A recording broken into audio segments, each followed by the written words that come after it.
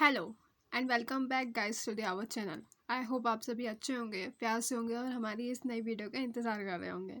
आज की इस वीडियो में हम उन वर्ड्स के बारे में पढ़ने वाले हैं जो हम डेली लाइफ में यूज़ कर सकते हैं और अपनी इंग्लिश या अपनी वोकेबलरी का लेवल अप कर सकते हैं।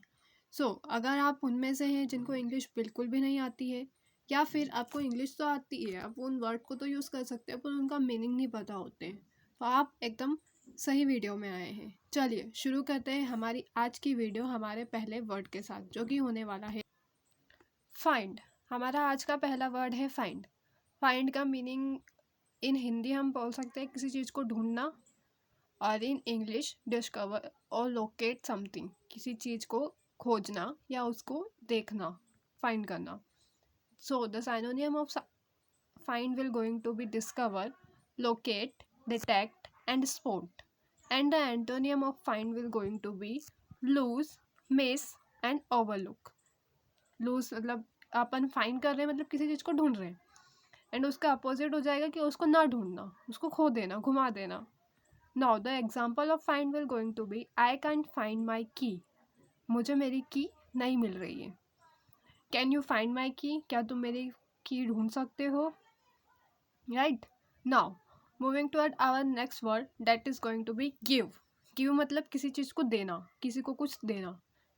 So the meaning of give will going to be offer और ट्रांसफर समथिंग, किसी को कुछ ऑफर करना या कुछ भेजना।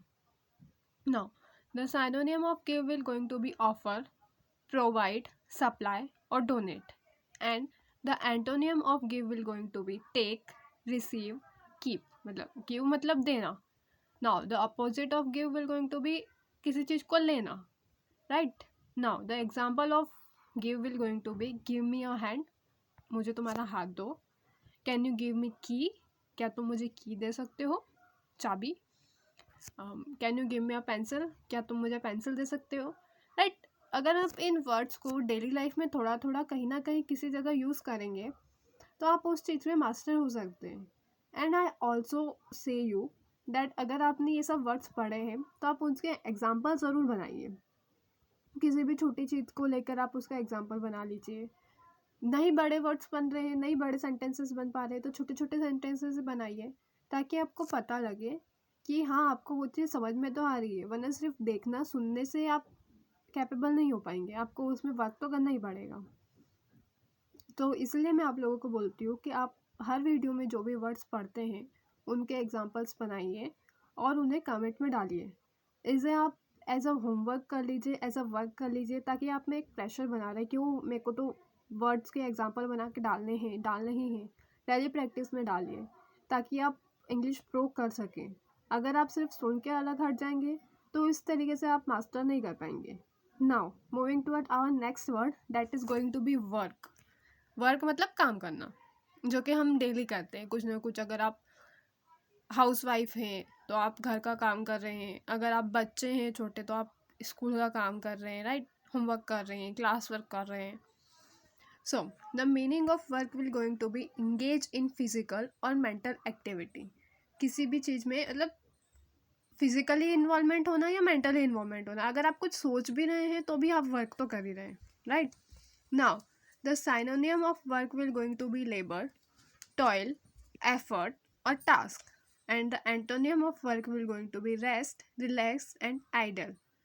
मतलब वर्क कर रहे हैं मतलब काम कर रहे हैं, और काम करने का अपोजिट क्या हो जाएगा? कुछ नहीं करना, बैठे रहना, रेस्ट करना, right. Now the example of work will going to be I need to work on this project. मुझे ज़रूरत है इस प्रोजेक्ट पे काम करने की, राइट। आप बोल सकते हैं can you do a work for me, क्या तुम मेरे लिए कुछ काम कर सकते हो, है ना। अगर आप चीज़ों को कहीं पे रिलेट कर पा रहे हैं डेट मीन्स आप उस चीज़ को समझ पा रहे हैं। अगर आप उसको रिलेट ही नहीं कर पा रहे हैं तो वो आपके माइंड से स्किप होती जा रही है, और रिलेट करते रहना चाहिए ताकि वो आपके माइंड के अंदर बनी रहे। अगर मैं आपको एक वर्ड बता रही हूँ वर्क, उसके साइनोनियम और एंटोनियम बता रही हूँ, एट द सेम टाइम ही आपके माइंड में 3 एग्जाम्पल्स आ जाने चाहिए, right. Now our next word will going to be place. Place मतलब जगह। प्लेस हमारे लिए हमारा घर हो सकता है। हम बोल रहे हैं कि कोई गार्डन में है, on which place he is, कि वो गार्डन में है। कहाँ पे है? गार्डन में है, राइट। नाउ द प्लेस का मीनिंग हो जाएगा स्पेसिफिक लोकेशन और पोजीशन। जो मैंने बोला कि एक पर्टिकुलर लोकेशन बता रहे हैं कि वो गार्डन में है ना। Now the synonym of place will going to be location, site, spot और एरिया।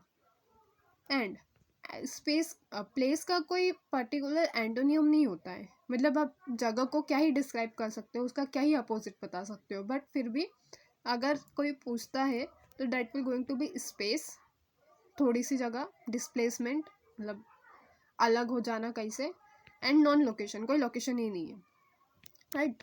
नाउ अब अगर हम प्लेस के एग्जाम्पल की बात करें तो this is a great place to relax, ये अच्छी जगह है रिलैक्स करने के लिए। सेम हम बता सकते हैं कि this is a great place for walking, walk करने के लिए अच्छी जगह है ये। This is a great place to eat, खाने के लिए अच्छी जगह है ये।